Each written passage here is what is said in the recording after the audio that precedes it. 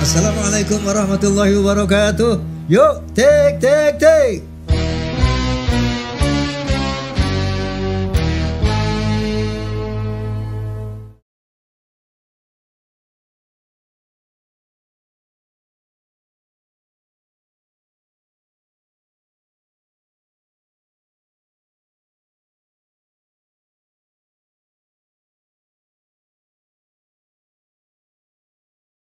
Assalamualaikum warahmatullahi wabarakatuh. Waalaikumsalam warahmatullahi wabarakatuh. Bismillahirrahmanirrahim. Wassalatu wassalamu ala rasulillah wa ala alihi wa sahbihi wa mawalah. La hawla wa la quwwata illa billah. Amma ba'd. Sebagaimana biasa saya ingin menyapa fans of Roma and Soneta Forza, Persatuan Artis Musik Dangdut Indonesia PAMDI, kemudian Forum Silaturahmi Takmir Masjid dan Musola Indonesia Fahmi Tamami, kemudian PWILS Perjuangan Wali Songo Indonesia Laskar Sabilillah, juga pejabat Persatuan Pengacara dan Jawara Bela Umat PIN, Perisai Idaman Nasional, juga Klaners. Tentunya seluruh pemirsa rahimakumullah. Amin Allahumma amin. Pemirsa, kali ini tamu saya seorang kiai yang luar biasa ini. Beliau ahli di dalam hal kesejarahan, kalau bisa dibilang antropologi, mungkin filologi. Tepuk tangan buat Profesor Kiai Haji Muhammad Menahem Ali.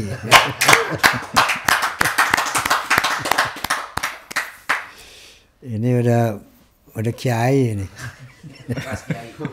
Bukan cuma profesor tapi kiai. Kenapa saya katakan kiai? Karena ilmu agama beliau ini ternyata luar biasa dalamnya ya. Tidak sekedar alim, bisa dikatakan alamah. Baik, Prof. Terima kasih atas kehadirannya. Untuk kedua kali kita, Prof. Tiga kali. Tambahin satu udah tiga ya. Ketiga kali ya. Masya Allah, alhamdulillah. Tentunya setiap kehadiran Prof pasti akan menambah wawasan ilmu bagi pemirsa dan keberkahan tentunya, amin. Prof, saya terakhir kali Bisikan Roma ini kebetulan sedang mengangkat kembali masalah nasab, di mana garis besarnya bahwa saya masih tetap dalam keyakinan bahwa saudara-saudara kita dari kaum Ba'alawi bukan dzurriyyah Nabi Muhammad SAW. Karena waktu itu ada pertemuan di PBNU, di sana ada seorang Habib yang kebetulan teman saya sendiri. Saya sering menangis di situ. Lalu ada pelesetan, Roma Irama menangis menyesal dan bertobat kepada Allah gitu ya. Tidak seperti itu, tetapi betapa terharunya saya melihat bahwa ternyata sahabat-sahabat saya memang dari Ba'alawi ini banyak sekali. Saudara-saudara ipar saya pun banyak dari Ba'alawi. Tetapi ketika saya harus menyampaikan sebuah kebenaran, disitulah terjadi satu gelombang psikologis yang luar biasa. Bagaimana saya harus mengatakan, kamu ini salah. Kamu ini nggak benar, kamu ini, sementara mereka sahabat saya. Itulah yang membuat saya sering meneteskan air mata. Namun ya itulah bahwa satu risiko perjuangan. Qulil haqqa walau kana murra. Nah tentunya kita berharap Prof bisa lagi menembalkan keyakinan umat tentang kebenaran. Dalam hal ini tentang polemik nasab itu sendiri, di mana saya dengar Prof akan melaunching kitab terbaru tentang nasab, ilmu nasab ini. Monggo bisa diceritakan tentang kitab yang antum akan luncurkan. Baik, terima kasih. Assalamualaikum warahmatullahi wabarakatuh. Waalaikumsalam warahmatullahi wabarakatuh.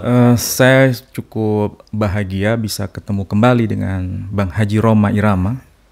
Saya sebut Bang Haji karena nama itu sangat melegenda. Ini nggak tua-tua ini. Sehingga sampai saat ini pun semua orang pasti tahu. Memang saat ini saya sedang konsentrasi membuat sebuah buku, dan buku ini saya persembahkan untuk semua orang, baik itu Muslim maupun non-Muslim.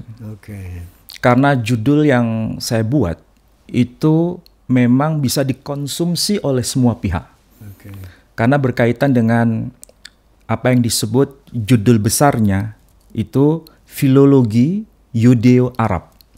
Filologi Yudeo-Arab. Dari nama itu saja sudah bisa dipastikan ini merupakan sebuah buku yang menghadirkan berbagai macam dokumen. Tentu saja dalam perspektif filologis. Berarti banyak data, bukan hanya versi bahasa Arab, tapi juga versi bahasa Ibrani, versi bahasa Latin, versi bahasa Yunani, dan versi bahasa Aramaik atau kita sebut dengan istilah bahasa Suryani. Itu semua saya bongkar supaya bisa menjadi pembelajaran bagi semua. Bahwa Islam itu bukan sesuatu yang muncul tiba-tiba dalam konteks risalah Nabi kita Muhammad SAW, tapi ada mata rantai dengan dokumen-dokumen sebelumnya yang sampai sekarang dapat kita konfirmasi bahwa teks itu merupakan barang bukti yang tidak hilang. Dan tentu saja ini membuat kita bertanya-tanya, benarkah keberagamaan kita selama ini hanya merupakan doktrin? Atau justru sebaliknya, keberagamaan kita ini ada pertanggungjawaban dokumen. Sehingga ketika beragama, seseorang itu hanya ada dua pilihan, doktrin atau bernalar. Nah, kehadiran buku saya itu dalam konteks beragama secara bernalar. Ada pertanggungjawaban di situ. Baik, Prof. Ini tadi Prof. Menahem Ali menyatakan bahwa beliau telah berhasil mengumpulkan data-data manuskrip dari berbagai macam bahasa tadi disebutkan. Ternyata memang abadinya data-data itu, ini perbuatan Allah SWT. Bahwa Allah tidak menghilangkan manuskrip-manuskrip kesejarahan, terutama di dalam konteks keagamaan ini. Ternyata itu juga rencana Allah Subhanahu wa taala. Sebagaimana satu contoh Allah berfirman, "Inna nahnu nadzalna dzikra wa inna lahu lahafizun." Kamilah yang menurunkan Al-Qur'an dan kami akan menjaganya. Jadi sebuah kitab suci yang sampai detik ini terjaga, dijaga oleh Allah Subhanahu wa taala. Itu terbukti bahwa Allah berbuat untuk menyimpan data. Allah lah yang berbuat untuk mengabadikan data-data sehingga manusia sejauh dia mau beragama secara, katakanlah tadi sebagaimana Profesor bilang, by data atau by doktrin. Ini subhanallah, thumma subhanallah, bahwa memang ini pekerjaan Allah Subhanahu wa taala yang memelihara data-data ini termasuk Al-Quranul Karim. Monggo Prof, bagaimana Prof? Ya, saya mencoba menghadirkan buku itu supaya cara beragama kita ini ada semacam pertanggungjawaban ilmiah dan sekaligus pertanggungjawaban moral. Saya kasih contoh yang sangat konkret di dalam buku saya itu, bagaimana Nabi kita Muhammad SAW itu dianggap bukan sebagai tokoh fiktif. Itu dasarnya apa? Dan harus ada validasi data. Ternyata kalau kita baca dalam dokumen abad ke-4 Masehi atau abad ke-5 Masehi, itu sudah ada semacam informasi dalam bahasa Latin dengan istilah yang disebut sarakenon, atau kita sebut sarakenorum dalam bahasa Latin, kalau sarakenon dalam bahasa Yunani. Pertanyaannya, apakah yang dimaksud dengan istilah sarakenon itu? Ada sebagian ahli, dan tidak perlu saya sebutkan namanya, mengatakan bahwa istilah sarakenon itu adalah istilah yang diadopsi dari bahasa Arab dari kata sarokun. Sarokun. Arti harfiahnya itu kaum perampok. Karena konteksnya orang-orang nomaden itu melakukan penjarahan sesama antar suku di wilayah kawasan Arabia, sehingga disebut dengan istilah sarokun. Ini salah satu pendapat, ya. Iya, mengambil, mencuri, merampok. Itu dalam konteks istilah sarokun. Tapi benarkah istilah saraken itu menunjuk pada istilah sarokun? Artinya bahasa Arab yang kemudian diyunanikan untuk menyebut orang-orang Arab sebagai keturunan para perampok. Tapi sekaligus di sini saya bantah. Saya klarifikasi by data. Ternyata apa yang disebutkan salah satu ahli itu tidak bisa tervalidasi dengan data yang saya temukan. Karena istilah saraken atau sarakenon itu pada abad keempat atau abad kelima, misalnya tulisan Santo Yerum. Beliau hidup sebelum zaman Nabi kita Muhammad SAW. Istilah saraken itu menunjuk pada orang-orang yang dianggap sebagai keturunan Sara secara yuridis. Maksudnya kaum keturunan Ismail itulah yang disebut sebagai saraken, dinasabkan kepada Sayyidah Sarah secara yuridis. Sarah apa Ishak? Ismail apa Ishak? Ismail. Jadi Ismail Sarah kan itu melahirkan Ishak. Ya, betul. Jadi Sarah melahirkan Ishak, itu ibu secara biologis. Tapi sekaligus Sarah itu dianggap sebagai ibu secara yuridis dari Ismail. Dan Ismail tuh punya dua ibu. Ibu secara biologis adalah Sayyidah Hajar, makanya mereka keturunan Ismail melalui Hajar disebut sebagai Hagaren, kaum keturunan Hagar. Sekaligus orang-orang Arab keturunan Ismail melalui Sayyidah Hajar disebut sebagai Ismailitikon atau Ismailiyin. Kaum keturunan Ismail. Tapi sekaligus diakui sebagai saraken, orang-orang keturunan Sarah sebagai ibu yuridisnya. Karena Sarah berkata waktu sebelum mengambil Sayyidah Hajar sebagai istri kedua dari Ibrahim, beliau berkata kepada Ibrahim atau Abraham, oleh karena dia mungkin aku bisa punya keturunan. Jadi nanti anak yang dilahirkan Hajar itu secara yuridis adalah anaknya Sayyidah Sarah. Jadi beliau punya dua ibu, ibu biologis dan ibu yuridis. Itulah sebabnya disebut sebagai saraken. Menurut Bapak Gereja Santo Yerum sebelum Nabi kita Muhammad SAW. Jadi sudah dikenal orang Arab itu adalah kaum keturunan Sarah. Nah, dari sinilah nanti menjadi bukti memang Nabi kita Muhammad SAW itu keturunan Ismail, sehingga tidak salah Bapak Gereja pada masa berikutnya juga menyebut Muhammad Sarakenorum, Muhammad kaum keturunan Saraken.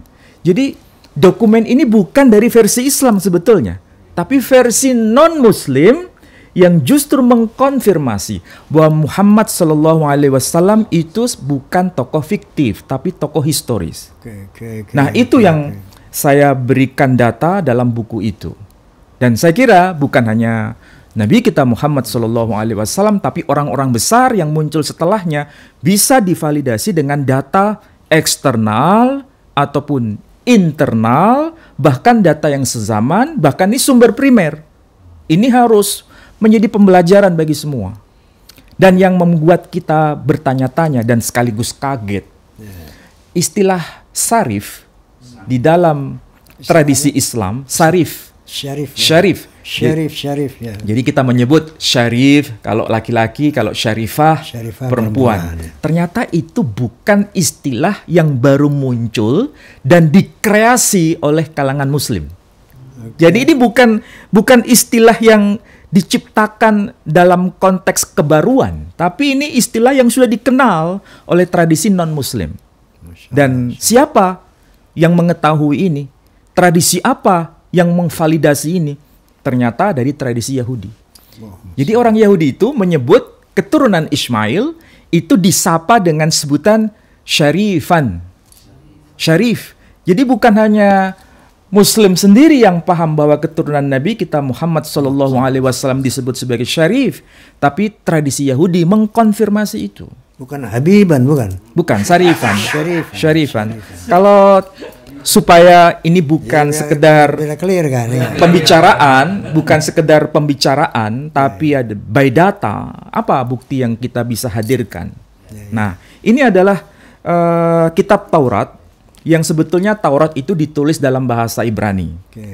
Misalnya ada kitab Sefer Bereshit, Sefer Shemot, Sefer Vayikra, Sefer Bamidbar, Sefer Devarim. Ini saya kira Bang Roma nggak tahu ini apa ini. Tapi kalau diterjemahkan, kitab Kejadian, kitab Keluaran, kitab Imamat, kitab Bilangan, kitab Ulangan. Ya, kalau Sefer Ta'win itu bahasa Arabnya, bahasa Ibraninya Sefer Bereshit. Nah, aslinya dalam bahasa Ibrani. Nah, ini teks terjemahan bahasa Arab dari kitab Taurat yang menerjemahkan orang Yahudi sendiri, bahkan rabi besar. Namanya Rabbi Saadia Gaon. Nah, pertanyaannya, Rabbi Saadia Gaon itu lahir tahun 882 Masehi, meninggal tahun 942 Masehi. Kalau dikonversi ke tahun Hijri, itu 269 Hijri, beliau lahir, meninggal tahun 331 Hijri. Ini sebetulnya sezaman dengan tokoh yang diperselisihkan itu, yang menjadi polemik itu, yakni Ubaidillah bin Ahmad. Ya, beliau meninggal tahun 383 Hijri, dilahirkan tahun 295 Hijri. Berarti ini tokoh sezaman. Dan di sini ada informasi menarik mengenai istilah syarif yang dipakai dalam penyebutan keturunan Ismail. Saya bacakan aja teksnya dalam bahasa Yudeo-Arab, dalam bahasa Arab versi Yahudi. Dikatakan begini. Ini dalam Sefer Ta'win atau Sefer Bereshit pasal 17 ayat 20. Wa fi Ismail qad sami'tuka ha ana mubarikum fih wa unmihu wa ukthirhu jiddan jidda ithna asyara syarifan yalid. Disebutkan istilah syarifan yalid wa ja'alu minhu ummatan kabira. Jadi kalau diterjemahkan, dan tentang Ismail aku mendengarkan permintaanmu. Kalau bahasa Ibraninya disebutkan wali Ismail syama'tiha. Kalau Arabnya wa fi Ismail qad sami'tuka. Nah, sebetulnya ada kemiripan di situ, ya. Ha ana mubarikum fi. Aku akan memberkati dia. Wa unmihu wa ukthiruhu jiddan jidda. Dan aku akan memperbanyak keturunannya begitu sangat banyaknya. Jiddan jidda. Iya, jiddan jidda. Ithna asyara syarifan. Akan muncul 12 syarif yalid yang akan dilahirkan. Wa ja'alu minhu ummah kabira. Dan aku menjadikan dia menjadi satu bangsa yang besar. Jadi tradisi Yahudi itu sudah tahu dan faham betul istilah syarifan itu tidak mungkin dialamatkan kepada bangsa lain kecuali kepada kaum keturunan Ismail. Syarifan. Ini bukan dokumen Islam, ini dokumen Yahudi. Sehingga kalau kita bertanya, bagaimana mungkin Islam itu bisa memunculkan istilah syarifan tanpa ada validasi di luar dokumen Islam? Saya sepertinya kurang begitu nyaman. Tapi dengan membuka data seperti ini, berarti apa yang diklaim dalam dunia Islam bahwa syarif itu menunjuk pada keturunan Ismail, keturunan Rasul Muhammad SAW terkonfirmasi di sini. Oke, Prof. Subhanallah. Subhanallah, tabarakallah. Satu lagi poin ilmu yang kita dapat ya, bahwa syarif yang selama ini dilekatkan kepada dzurriyyah Nabi sallallahu alaihi wasallam, ternyata itu dari zaman dulu ya. Turunan Ismail itu di dalam kitab Yahudi sudah disebutkan bahwa syarif, turunan Ismail itu adalah syarif, bukan Habib ya. Jadi Syarif. Subhanallah. Ini data eksternal benar-benar yang sangat valid, karena beliau ambil dari kitab apa? Orang Yahudi sendiri. Orang Yahudi, bukan orang Islam. Luar biasa, Prof. Kalau Sayyid, istilah Sayyid ini apakah sama seperti Syarif? Maksudnya dari sebelum kan ada, sekarang ini kalau zuriyah Nabi adalah Syarif atau Sayyid gitu. Kalau di dalam dokumen tradisi Yahudi tidak dikenal istilah Sayyid. Sayyid, oke. Dokumen Yahudi ketika saya buka data itu tidak mencantumkan istilah Sayyid, tapi justru yang tercantum istilah Syarif. Oke. Tapi di sini ada sesuatu yang menjadi kunci. Ternyata istilah Syarif itu lebih spesifik dibanding istilah Sayyid. Lebih spesifik. Baik. Dan ini tidak bisa ditujukan kepada komunitas di luar keturunan Ismail. Sementara istilah Sayyid itu lebih bisa netral, bahkan keturunan siapapun bisa disebut sebagai Sayyid. Dan itu istilah yang netral sebetulnya. I get it. Jadi Sayyid ini memang istilahnya kalau bahasa Indonesia kan tuan. Sayyidi, tuanku. Orang yang dihormati, Sayyidi. Maka kita bilang memanggil Sayyidina Muhammad, tuanku, atau yang kita hormati Sayyidina Sayyid itu orang. Tapi Syarif ini konteksnya kepada keturunan, kepada dzurriyyah. Jadi bukan panggilan kehormatan, tetapi indikator daripada seorang dzurriyyah Nabi Ismail namanya Syarif. Ini berbeda memang antara Syarif dan Sayyid.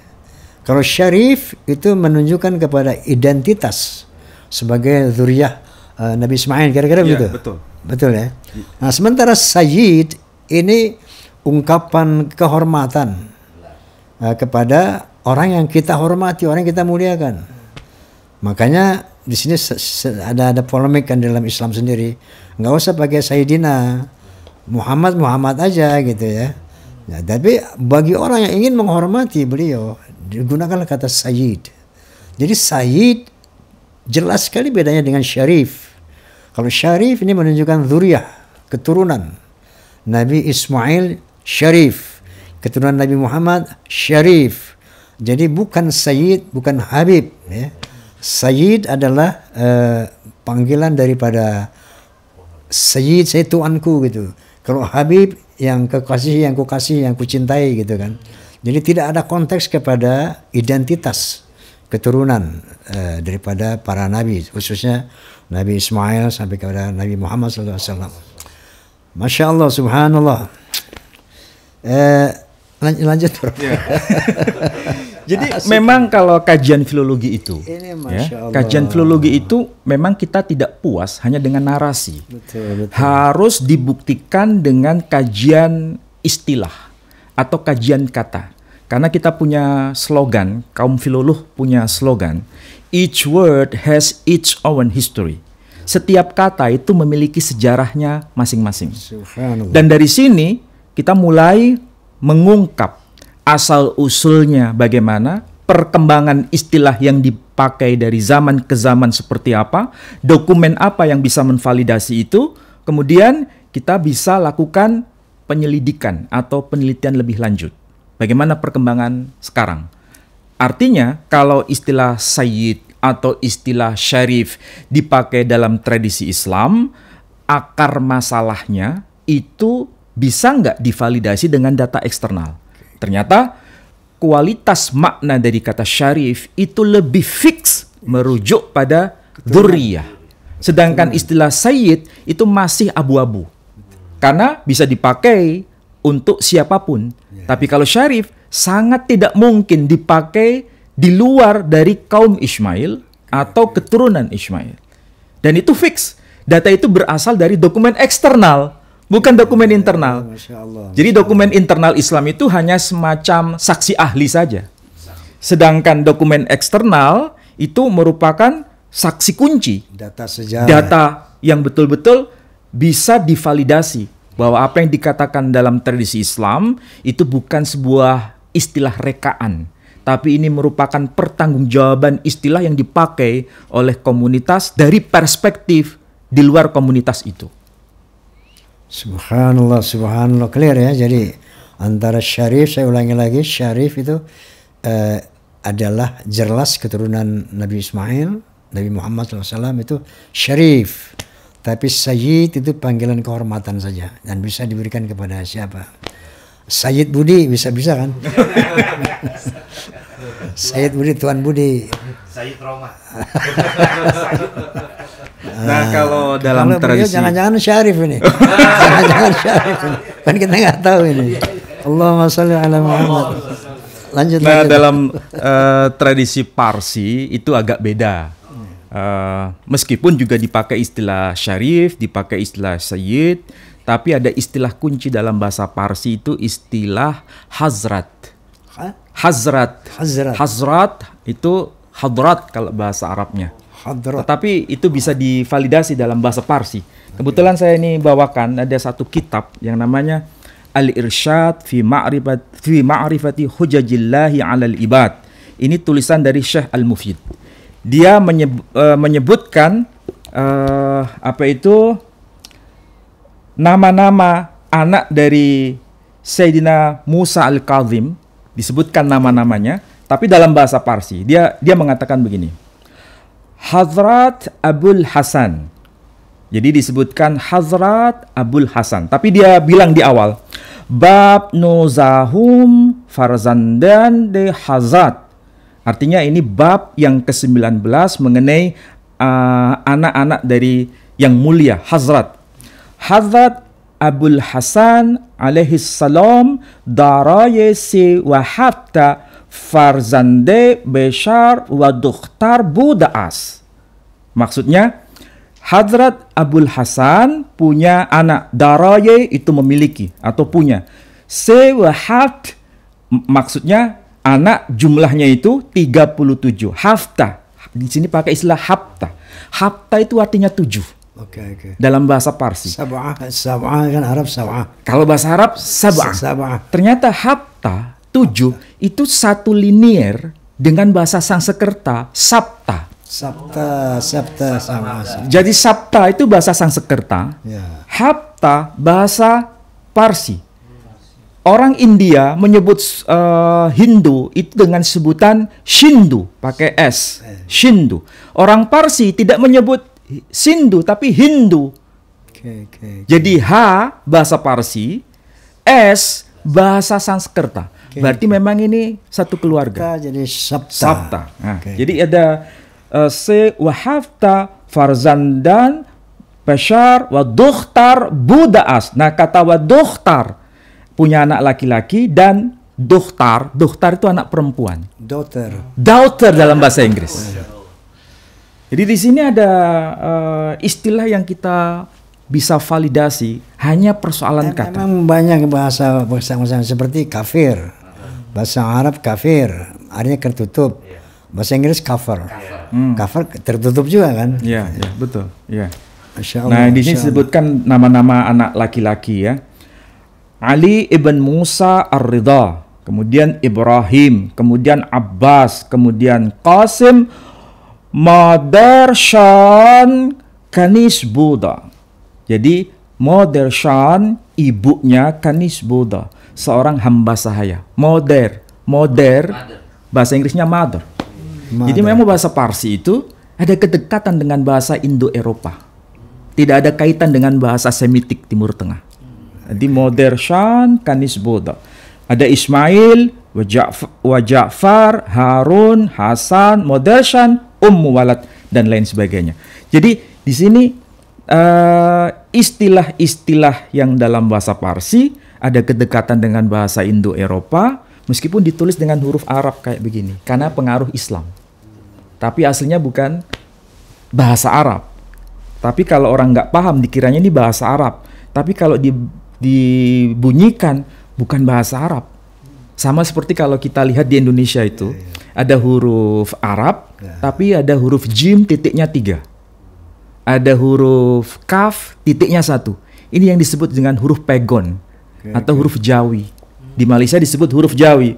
Itu seandainya kalau itu teks dibaca oleh Raja Salman atau Muhammad bin Salman, itu ketika dilihat sampai menjelang yaumil kiamat dia nggak bisa baca.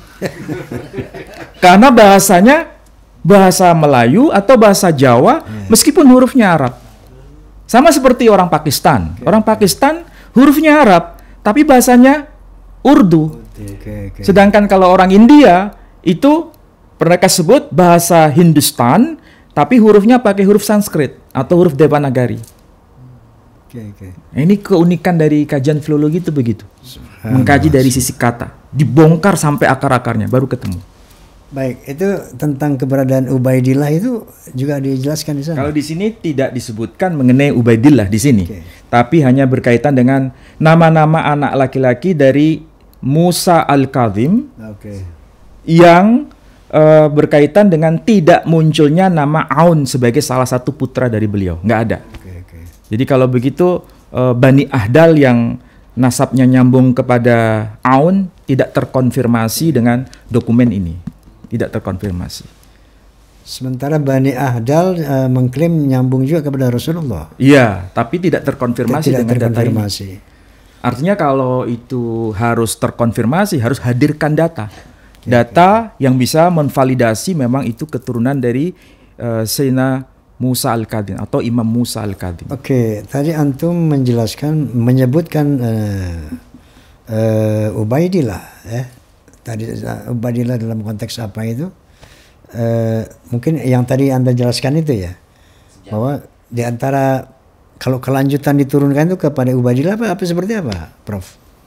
Ya, kalau kasus Ubaidillah kan sudah lama dibahas itu ya.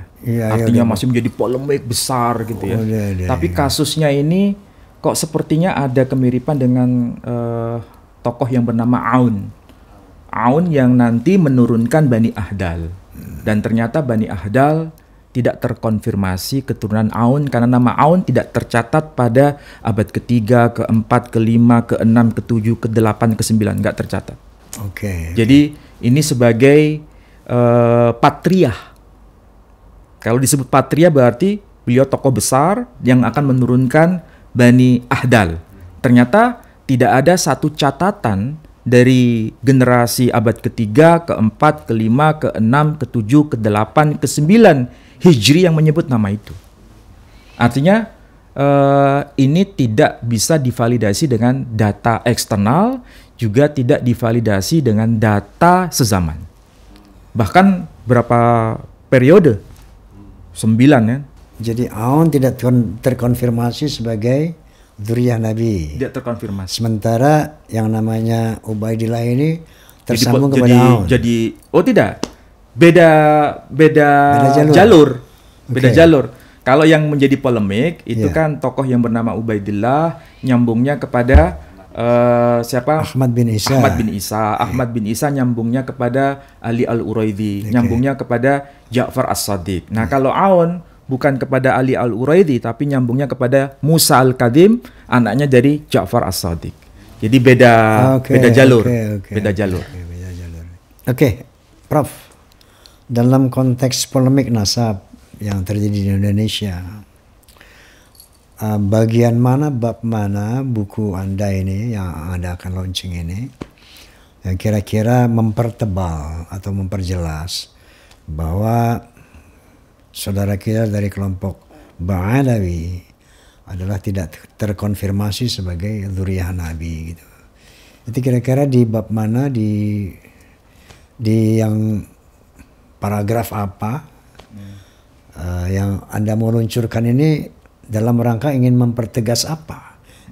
Ingin apa yang Anda ingin sampaikan?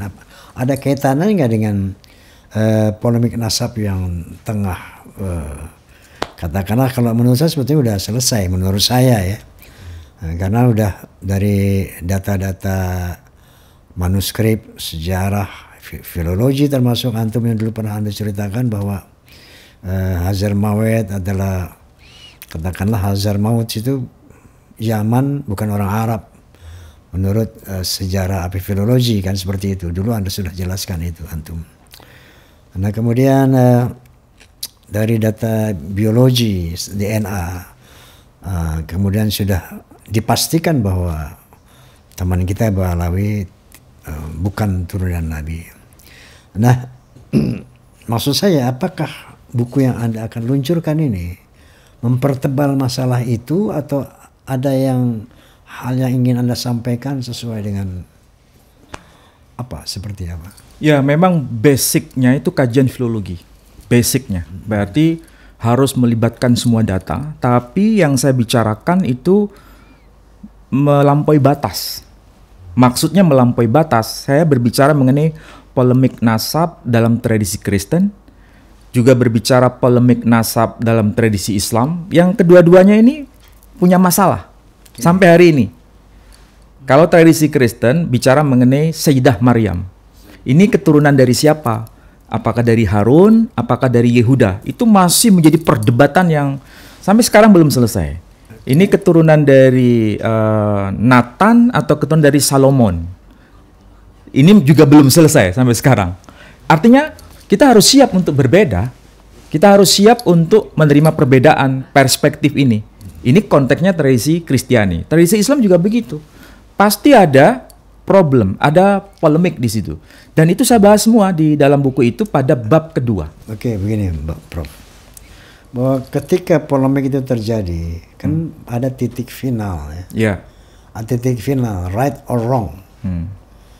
Ya, seperti makanya yang saya katakan tadi, ternyata Al-Quranul Karim dijaga, dipelihara oleh Allah Subhanahu wa Ta'ala sebagai big data ini dari sejarah para nabi, big data dari sejarah agama-agama di dunia. Nah, begitu juga tentang dzurriyyah, keturunan para nabi ini juga diabadikan oleh Al-Quranul Karim. Nah, sementara dari sains dan teknologi termasuk filologi, kemudian sejarah, data-data sejarah menurut manuskrip itu pun akan menunjukkan, pasti menunjukkan ketika ada polemik, dia bisa membuktikan right, wrong. Ini benar, ini salah. Ini Syarif, ini Sayyid, ini Habib. Ya, jadi yang mana yang terkonfirmasi sebagai zuriyah Nabi? Kan itu dengan data itu kan bisa dipastikan. Sesuatu yang benar itu bisa dipastikan. Al-haqqu bayyin wal al-batilu bayyin. Yang benar itu jelas, yang salah itu jelas. Kan gitu, Prof. Nah, oke, yang saya maksud, apakah buku antum ini menjelaskan kebenaran soal nasab? Itu di sisi yang mana, itu yang tadi saya pertanyakan kepada antum, Prof. Ya, saya buat bagan. Ya. Saya buat bagan, bahkan semacam perbandingan. Jadi kalau dibaca secara utuh itu detail sekali argumentasinya. Cuma kalau diringkas dalam bentuk bagan, itu saya buat perbandingan. Nabi Muhammad SAW, kemudian Syekh Abdul Qadir Ar-Jailani, kemudian yang ketiga Sina Ubaidillah. Tiga-tiganya saya cantumkan. Kemudian saya berikan validasi. Nabi Muhammad SAW nasabnya dari dokumen primer ada, dokumen sezaman ada, dokumen eksternal ada. Ya. Nyambung ke Ismail. Nyambung semua ke Ismail. Kemudian kalau dikaji dari perspektif keilmuan Islam tradisional, lolos. Kalau dari perspektif revisionis, kesarjanaan revisionis, lolos uji. Begitu juga Syekh Abdul Qadir Al-Jilani. Dari dokumen primer, oke. Dari dokumen sezaman, oke. Dokumen eksternal, oke. Dari kajian apa yang disebut tradisionalis, oke. Dari kajian perspektif revisionis juga oke. Nyambung ke Rasulullah. Nyambung ke Rasul Sallallahu Alaihi Wasallam. Kalau Sayyidina Ubaidillah ini yang jadi problem. Karena dari dokumen sezaman tidak ada, dokumen primer tidak ada, kemudian dokumen eksternal ada. Artinya di luar komunitas Ba'alawi ada tapi abad ke-9. Oh, Jadi kalau sebelum abad 9 nggak ada dokumen. Tapi kan tergolong eksternal, masih lumayan itu. Masih lumayan. Kemudian kalau kajian tradisionalis, oke, karena diakui kan dari dokumen abad ke-9, ya kan? Dan itu dianggap sudah pasti oke menurut perspektif tradisionalis. Tapi kalau perspektif kesarjanaan barat revisionis gagal. Nggak bisa teruji. Dan kita harus siap menerima data-data itu apa adanya. Baik pemirsa, jadi tadi Prof. Menahem Ali, Kiai Haji, telah memberikan perbandingan kepada kita bahwa Syekh Abdul Qadir Al-Jilani atau Syarif Abdul Qadir Al-Jilani itu dari berbagai perspektif nyambung kepada Rasulullah SAW. Tapi Ubaidillah yang merupakan moyang daripada Ba'alawi, dari sekian perspektif lebih banyak yang nggak nyambungnya gitu loh. Tapi tadi Syekh Abdul Qadir Al-Jailani dari semua aspek, dari semua perspektif nyambung ke Rasulullah. Ini sebenarnya cukup buat satu keyakinan kita bahwa kaum Ba'alawi ini memang tidak terkonfirmasi lah dalam berbagai aspek sebagai zuriat Nabi. Kenapa ini saya tekankan, Prof? Astagfirullahaladzim. Sebenarnya ini dalam rangka tawasau bil haq, menyampaikan yang benar. Tawasau bil haq dalam rangka kulil haqqa walau kana murra. Sampaikan yang benar walaupun itu pahit. Sebetulnya konteksnya adalah dalam rangka menyelamatkan saudara-saudara kita. Ketika ada saudara-saudara kita yang menyimpang, dia nggak sadar, kita sadarkan.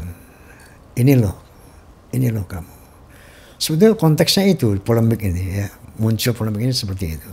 Bukan, saya tidak melihat ada suatu kepentingan kelompok atau kebencian ya. Sebetulnya nggak ada. Ini dalam rangka watawasau bil haq, saling menyampaikan tentang kebenaran. Ada dua perspektif yang kontroversi. Yuk kita lihat yang mana yang benar kan gitu. Itulah disebut polemik. Namanya polemik kan berarti ada dua pandangan. Dan itu saya kira wajar. Nah ya, jadi itu wajar kan. Yang penting kan di sini niat kita untuk apa gitu loh. Nah sampai saat ini memang tempo hari saya mengundang Menteri Agama, beliau mengatakan bahwa masalah akidah itu bukan ranah negara. Silakan diajukan ke Majelis Ulama Indonesia. Kebetulan MUI yang kami undang ini bidang ekonomi. Yang dia cuma bahas masalah pagar laut gitu kan.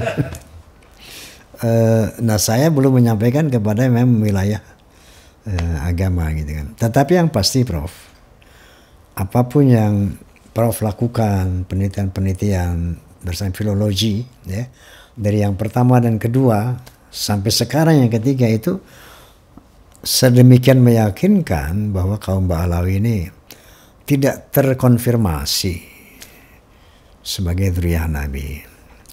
Nah inilah yang barangkali menjadi informasi baru buat para pemirsa, khususnya umat Islam. Tapi bahwa sebagaimana yang sering kali saya nyatakan, goalnya adalah ukhuwah Islamiyah. Innamal mu'minuna ikhwatun faslihu baina akhawaikum. Saling mendamaikan antara orang beriman. Nah kalau mendamaikan ini ada masalah ini. Ketika ada masalah, saling damaikanlah. Karena kita saudara. Untuk bisa berdamai bagaimana? Sportif.